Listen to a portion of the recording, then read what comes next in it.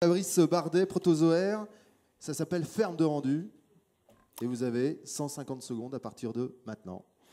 Donc voilà, je vais vous parler d'un projet de ferme de rendu. Comme dit, je m'appelle Fabrice Bardet, je suis responsable d'un studio qui s'appelle Protozoaire. On fait de l'animation 3D et des effets spéciaux. C'est un projet qui concerne plus les contenants que les contenus. C'est un projet très technique, c'est-à-dire que nous, on rencontre... Voilà, on fait de l'animation 3D. On rencontre toujours le même problème, c'est un problème de temps, c'est-à-dire qu'on passe beaucoup de temps à mettre en place des scènes avec beaucoup d'éclairage, beaucoup de matériaux, beaucoup de textures, beaucoup de personnages, beaucoup d'objets. On anime ça pendant des heures et des heures et des jours. Et à un moment, on veut voir ce qu'on fait, on veut voir le résultat.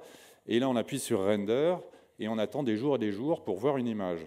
Donc, ce qu'on fait, c'est soit on a un seul ordinateur, on est tout seul, on est indépendant, et on attend des jours et on revient 10 jours plus tard et l'image n'est pas jolie.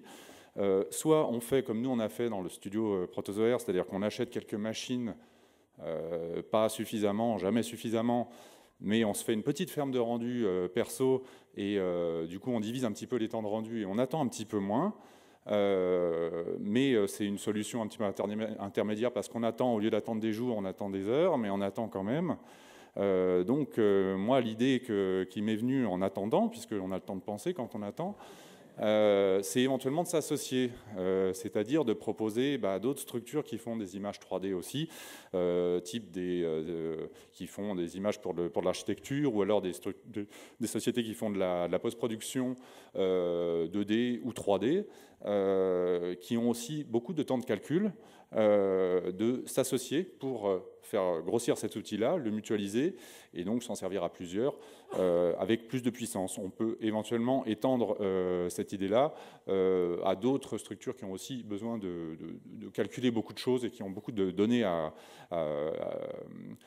calculer sur beaucoup de machines, type éventuellement des laboratoires, des universités, enfin le monde scientifique en général, des bureaux d'études, des gens qui font de la simulation, enfin voilà, il y a beaucoup de possibilités. L'idée, c'est d'avoir plein de machines. Voilà. Donc, s'il y a des gens qui sont dans ce secteur-là, qui produisent beaucoup d'images et qui passent leur temps à attendre, venez me voir et puis on attendra ensemble éventuellement. Merci.